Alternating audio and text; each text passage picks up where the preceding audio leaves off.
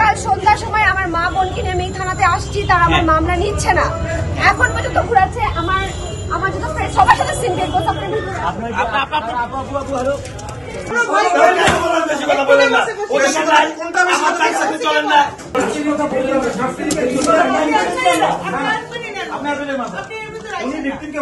বেশি কথা বলবেন না, আপনি বলেন আপনার ভিকটিমকে হুমকি দিচ্ছে, বেশি কথা বলবেন না। যে মেয়েটা আচ্ছা একটু কথা শুনতে আপনি এটাই বলেন না, আপনি ওই মেয়েটা অসুস্থ, সারা রাত দিন খাই নাই, সে কথা বলবে না। বলবে কি বেশি কথা বলবেন, 20 ঘন্টা পরে ওনাকে যেতে দিবেন না, আপনি যাবেন না, এখানে বসে এখানে বসে থাকবেন। আপনি আমাদের কর্মচারী, আমরা এই দেশের মানুষ এই গানে করেন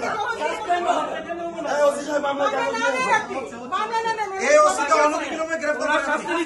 ওসিকে নিয়মিত অবহেলার কারণে তাকে গ্রেফতার করেন। ওনাকে পাবলিক সার্ভিস থেকে হাজিবুলের জন্য নিষিদ্ধ করতে হবে। এই ডিসিকেও করতে হবে, শুধু ওসি কেন, এই ডিসিকেও করতে হবে।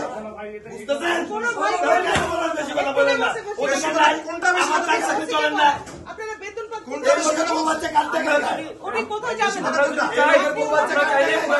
আমার টাকা করবো না, আমরা অরাজক করবো না, করতে বলেন রমনা থানায় এরকম একটা ওসি আপনি কিভাবে রাখেন? না সেটা চেয়ে যোগ্যতা রাখে।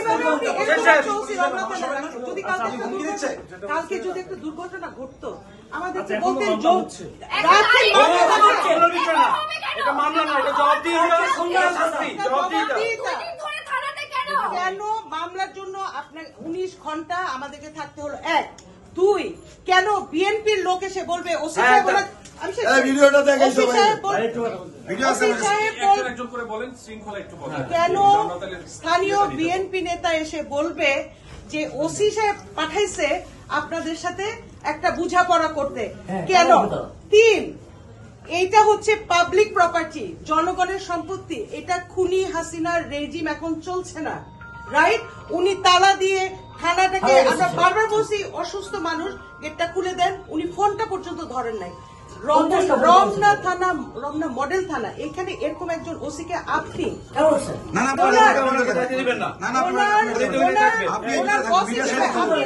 করতে পারেন।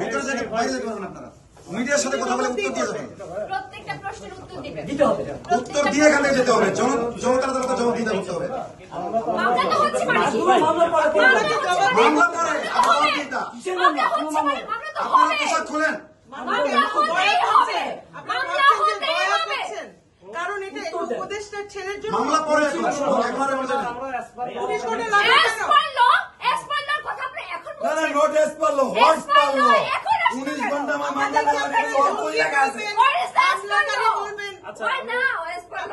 আপনিও যেতে পারবেন না, বসেন, আপনিও যেতে পারবেন না,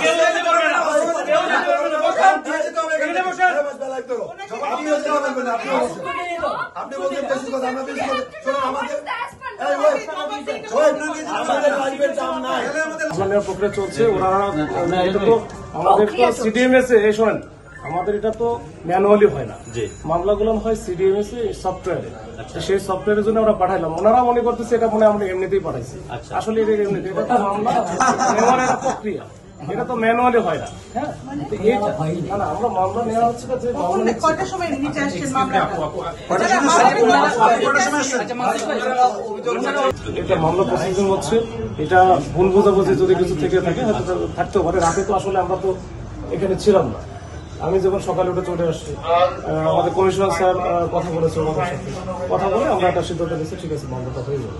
এই মামলা ওইভাবে আমরা কিন্তু মামলা, এই জন্য আমরা সফটওয়্যারের এন্ট্রি করা শুরু হয়েছে, এন্ট্রি করতেছে শেষের দিকে, ওটা করলে ওনার তো সিগনেচার সব নেওয়া হয়েছে, আমরা জাস্ট হচ্ছে সেকশনটা বসে।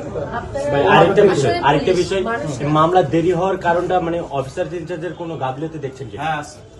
না আমি বলি না, সত্যি বলেন, সত্যি বলতে হবে, সত্যি বলেন, ছেড়ে দিন, সত্যি বলেন, ব্যাখ্যা দিন, সত্যি বলতে হবে না। আপনি চুপ করেন, কিন্তু ও জবাব দিলে ও ধরা খাবে, আপনি জবাব দিচ্ছেন কেন? জবাব দিন প্লিজ, আপনি চুপ থাকেন, ওনাকে জবাব দিয়ে দেন। সাংবাদিক এটা যদি থাকে তাহলে তো আমরা, যদি থাকে কি, যদি মানে আপনি উত্তর দেন, হয়েছে কিনা? অবহেলা হয়েছে কিনা স্বীকার করেন। স্বীকার বা অস্বীকার দুটাইটা করেন। অবহেলা হয়েছে কিনা আপনাদের পক্ষ থেকে স্বীকার করেন। আমি কালকে সন্ধ্যা 6টা থেকে এখানে আমাকে বলছে বেশি কথা বলতে না।